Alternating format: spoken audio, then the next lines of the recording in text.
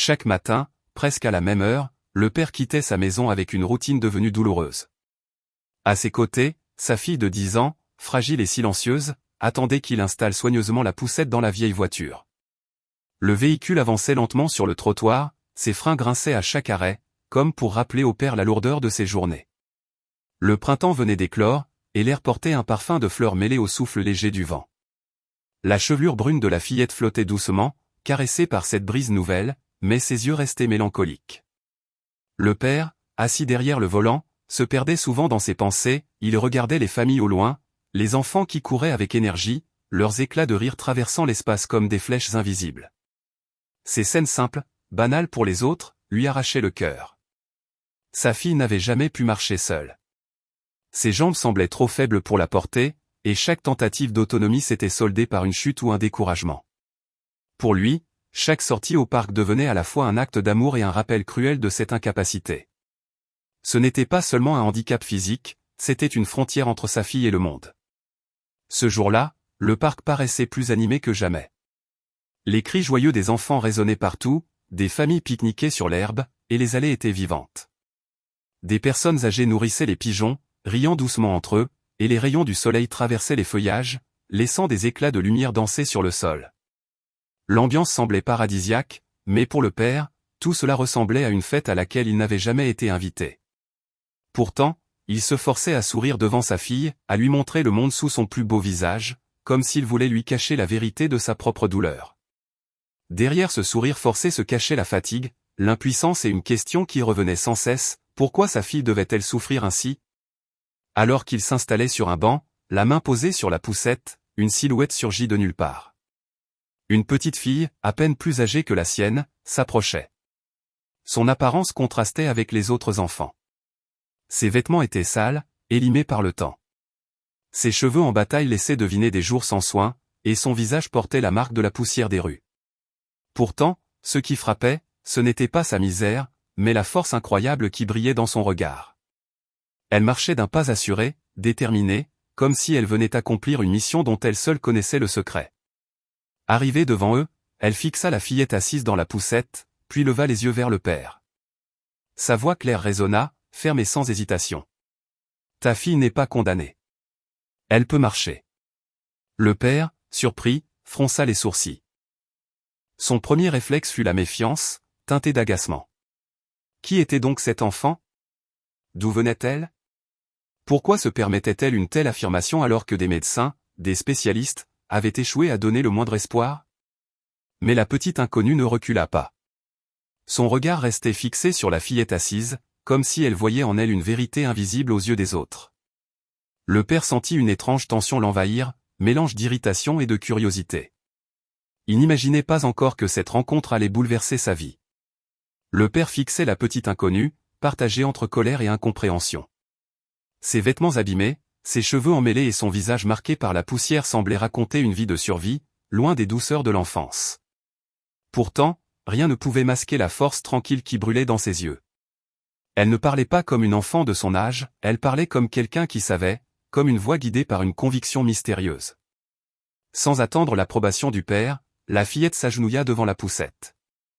Elle posa ses mains sur celles de l'enfant paralysé et, avec une douceur ferme, murmura. « Tu peux te lever. Essaie avec moi. » Le père voulut protester.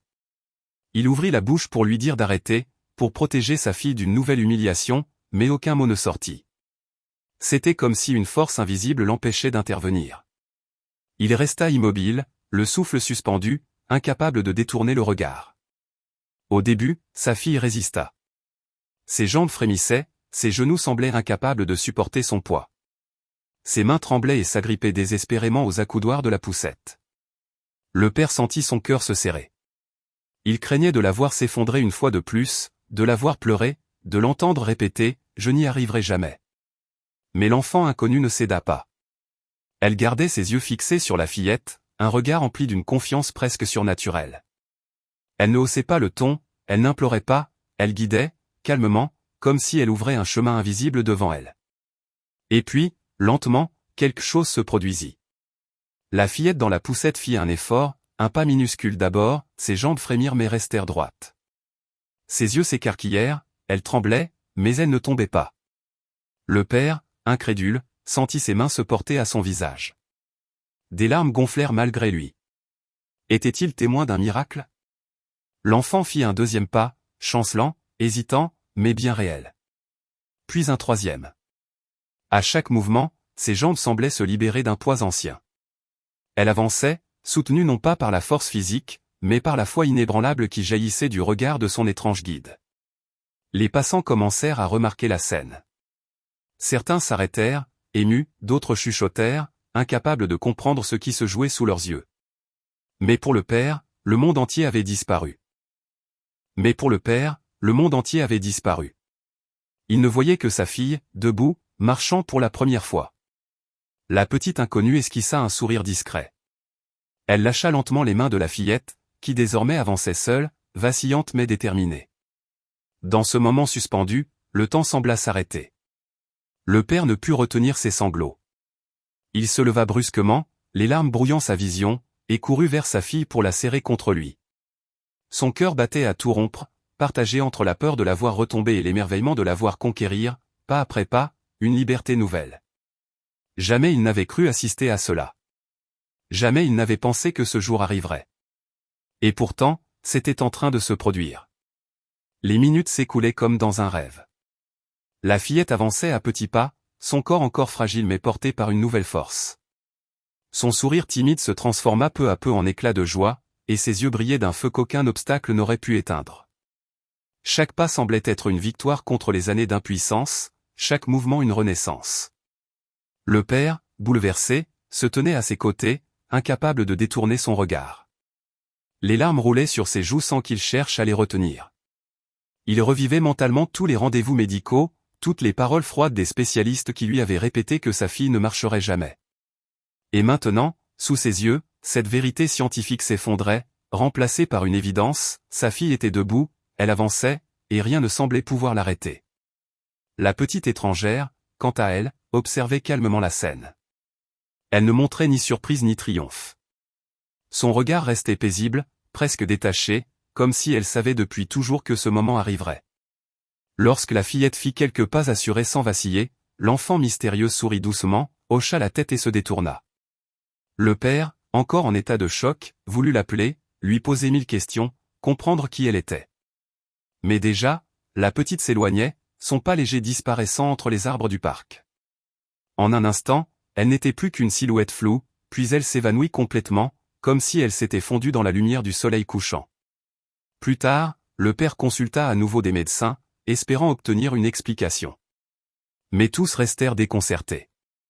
Aucun diagnostic, aucune théorie ne pouvait justifier ce retournement. Les spécialistes haussaient les épaules, incapables de comprendre. Pour eux, ce phénomène relevait de l'impossible. Et pourtant, l'impossible s'était produit. Dès ce jour, la fillette marcha de plus en plus souvent, chaque pas gagnant en assurance. Sa joie était immense, elle découvrait un monde qu'elle n'avait jamais pu explorer par elle-même. Son père, ému et inquiet à la fois, la regardait redécouvrir la vie, son cœur rempli d'une gratitude nouvelle. Quant à la mystérieuse enfant, personne ne la revit jamais. Était-elle une simple petite vagabonde au destin croisé par hasard? Était-elle une messagère, une âme envoyée pour accomplir ce miracle? Nul ne le sut. Mais son geste resta gravé dans la mémoire du père et de sa fille comme une preuve éternelle que parfois, la foi et la volonté peuvent briser les chaînes les plus lourdes. Ainsi, cette rencontre éphémère devint un souvenir immuable, un témoignage que les miracles naissent souvent là où personne ne les attend, et que la lumière peut surgir des sources les plus inattendues.